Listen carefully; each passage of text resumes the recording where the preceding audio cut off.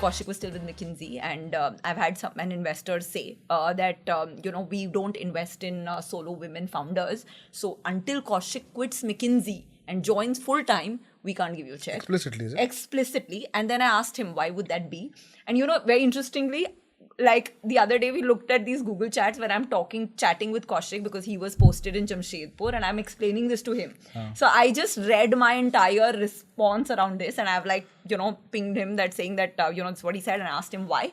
So he said because we invested in this female founder, and then she had a family, and then she decided to not prioritize this, and the business sort of drifted away, and it didn't make sense.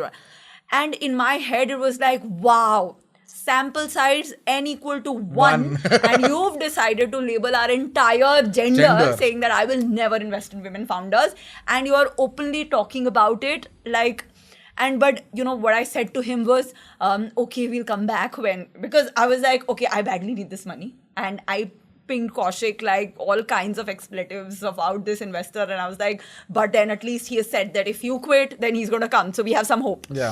And then I remember, there were blue chip VC funds that didn't tell us but told India Quotient, which was our first investor, that they don't invest in husband-wife teams because it becomes this family business, etc. And I was I thought Kaushik and I, given our pedigree and everything, are more than a husband-wife team. But this was something that he was open to, openly giving us feedback because it was. And now, obviously, all of these conversations have shushed up because they've all been trained to handle these conversations better. And I'm so glad for it, because I feel that first the talk comes and then finally the action will come. But there are these subtle things. For instance, you meet a VC, they'll shake Kaushik's hand, they won't shake mine. I always insist in going and shaking.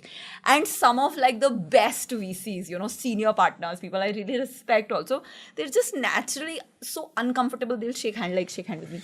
They'll shake hand like this. And I'm and I will be I am gonna train you subtly without calling you out, and I will shake your hand properly, and I know you're avoiding eye contact and you're not asking me questions, but I will make eye contact with you, and I will sort of try to explain to you that gender is not a criterion here, and we are all just building something together irrespective of whatever gender, etc. But so I feel that there's been a big improvement. I think some of these conversations don't happen anymore, but some happen. One of my women I was speaking to, so she was building a company with another co-founder who's a guy, and the capital won't come in till it's very clear whether they're seeing each other, not marriage ka plan hai ki nahi, stuff like that.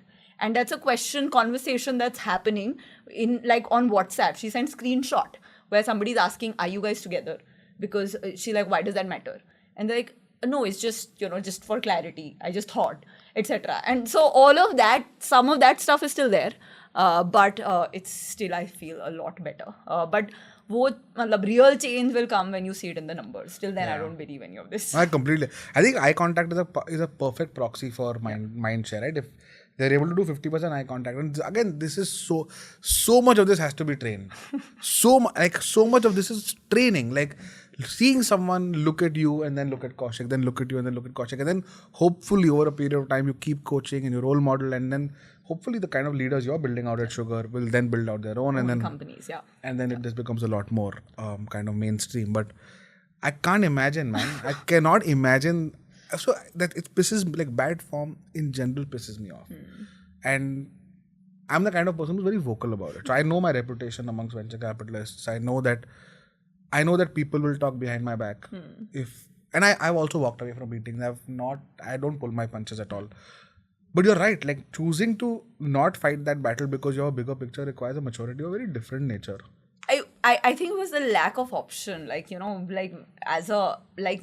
the last 2-3 years, we've had a place where we had a choice, multiple term sheets. We wanted to cry because we've had more than 100 rejections, spent days coming all the way to IC, in multiple cases, and then not getting it. So it was for Kaushik and me, it was such a hard journey that I was okay, I owe it to my employees to not pick up a fight with a venture capitalist and to really, just do what I can when I have the opportunity.